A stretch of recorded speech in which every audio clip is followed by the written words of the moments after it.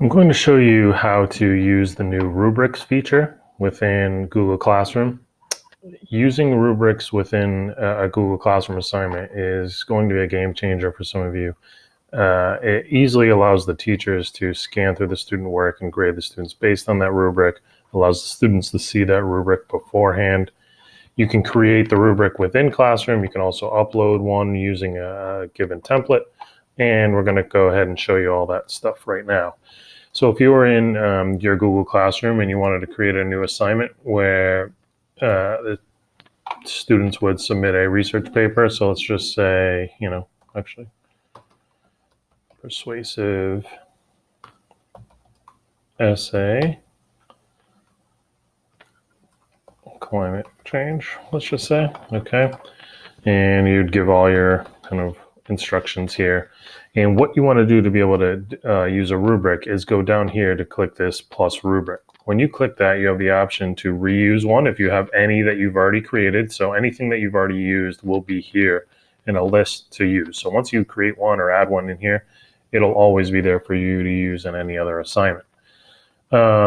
So what I can show you is these two ways, creating and importing from sheets. So I'll go to create first, and I'll kind of just show you what this looks like.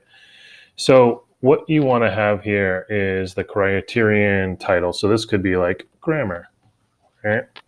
And you could give a little bit more description. You don't have to. This could be just simply grammar, and you could call this, you could leave it blank. You could say, please use your best grammar or whatever, okay? So it's grammar, the describing what that is, and now we have the points, the title, and the description.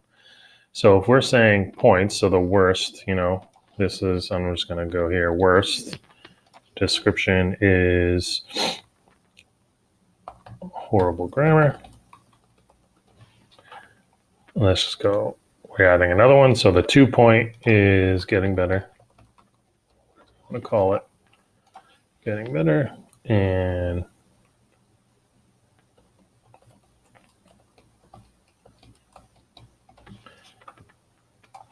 And let's just do 3, and we'll say getting there, not bad, and we'll just do a 4, great, and perfect grammar. And you could add more and more if you want, and you don't even have to use points if you don't want to. You can kind of turn this off, right? Those points will be gone off if you want to, but if you just want to kind of grade them based on these categories, just identifying where they stand, you can turn the scoring off, but let's keep it with points. So if we do grammar, we can then add another criterion. Let's just say this one's called content. And I'll go ahead and just kind of speed this up here.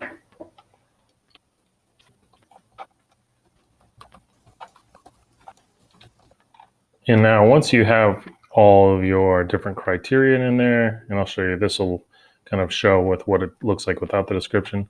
So once you have all your criteria and all your levels in there and your points and descriptions, you can see it's out of 8 points. You have 2 4 points. We can go ahead and click save. And that rubric is now saved right there. And we can use that now in other kind of classes. So if I go ahead and assign this,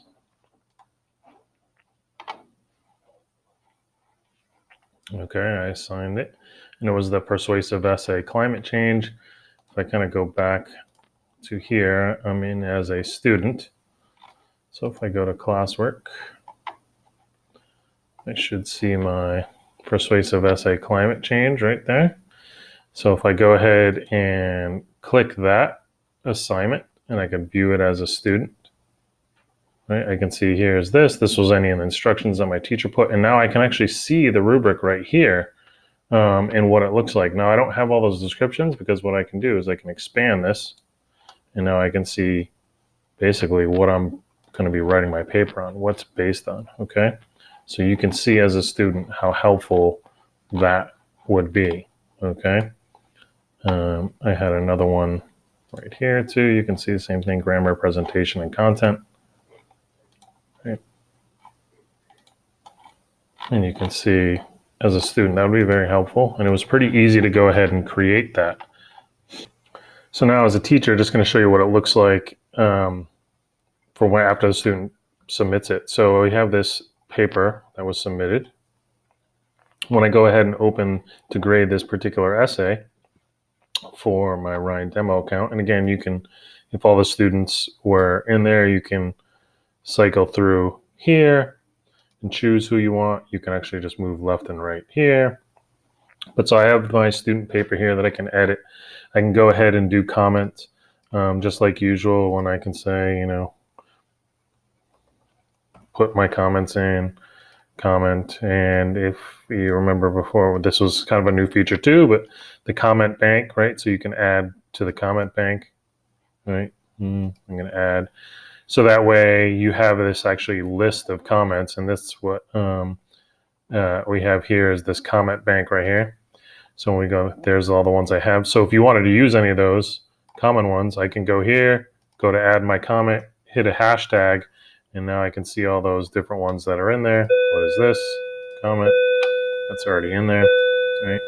So you can add those comments. But the rubric, that's this middle one here, the grading. So when I click on that as a teacher, I am now presented with my actual rubric. So I can go through this paper and I can just click. If I know this is a 4-point, and if I hover, it shows it, right? Shows right there, 4 points is great.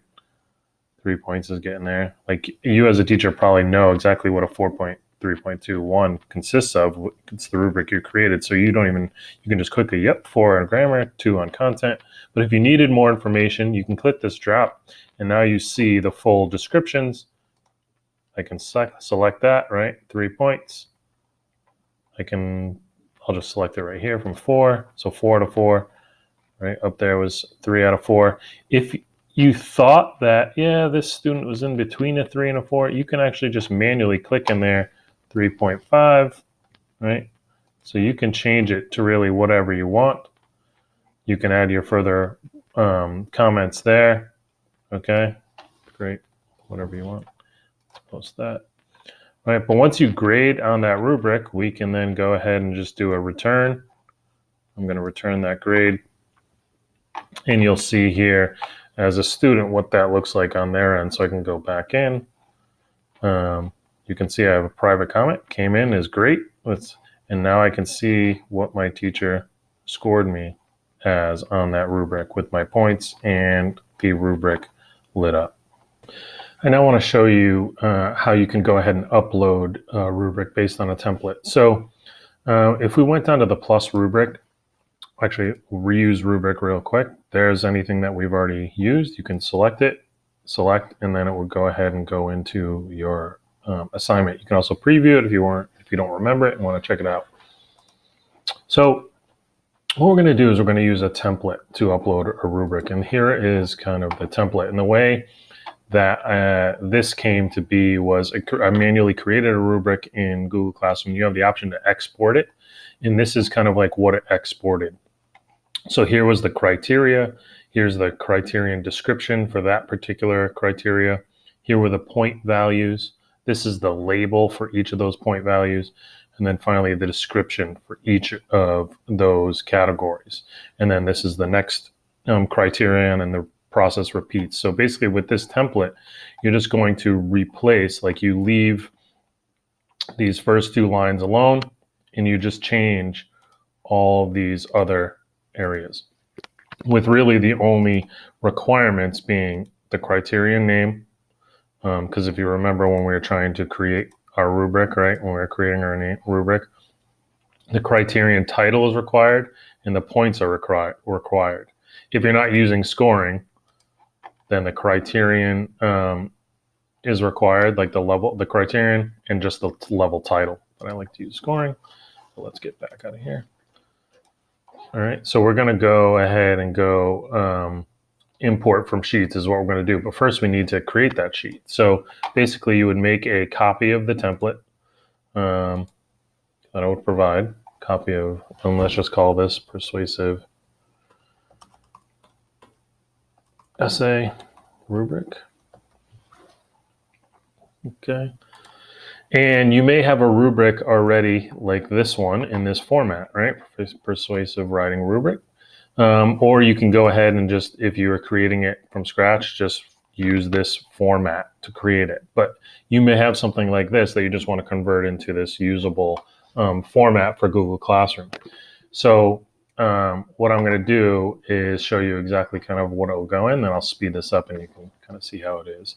So we know these areas, the target areas, are going to be our criterion. So I can just kind of copy that first criterion that we have in that rubric from here and then move it into our rubric upload template. So that's going to be right here in lieu of grammar. So I can paste introduction paragraph in. We know for and exceeding, right? So our 4 point is actually called exceeding, and I can copy and paste. So this is the description. I can paste that right in here, right? And you can see it goes all here. And I would go ahead and repeat that, right? So description area for grammar, we don't have a description for this particular criterion. So we just simply remove it and we leave that spot blank. So I'm going to go ahead and fast forward to this and you'll see kind of how I populate it in super fast mode.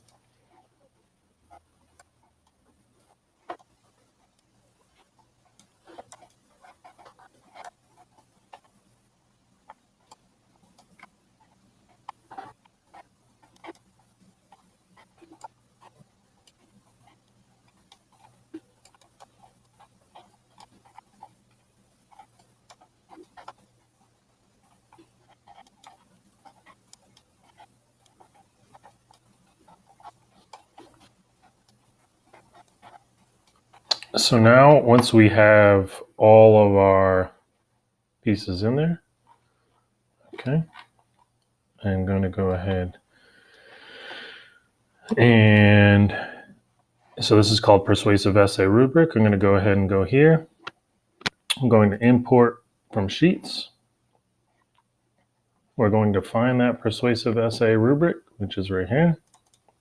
Double click it. And you can see right here, we have the introduction paragraph, right? So it's looking at the first one, introduction paragraph. There's no description. And then we have the 4 exceeding with all the descriptions. All right, so let's go back here. So 4 exceeding, and there's the description, blah, blah, blah. And our second, our third, fourth, fifth, and sixth. So once you're satisfied and this looks good, you're just going to go ahead and click Save. All right, and we'll just have the trying out rubrics so I can save that assignment. I can go in here as a student and I can go ahead and look. And there's my grammar. Oh, let's refresh. It still